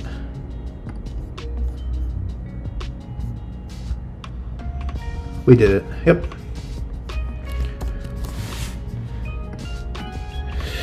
So, okay, so what I basically did right there was I selected the color, and then because white is the color that a mask likes, like that's what it shows, I filled the selection of pink that was behind the tree from this shot and said fix, and here we are.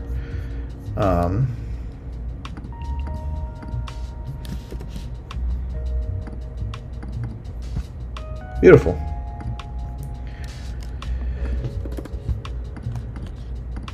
That is so much better. That is so much better. Okay, cool. The next aspect of it I was gonna do was see what the stacked layers looked like when I used the neutral here.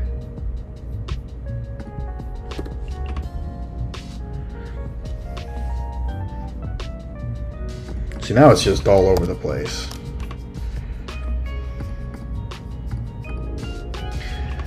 I don't know how much more there's going to be for color correcting before I just start doing contrast or not contrast. Well, actually that looks really good. Before I start doing light changes. Is it still trying to brighten up down here when I do it? No, see now it's getting too pink. So we're good on that front. Contrast looks really good though. I think I'll actually stick with that.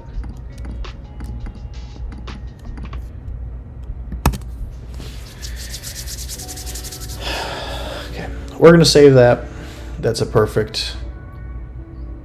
as perfect of a color grade as I think I could ask for.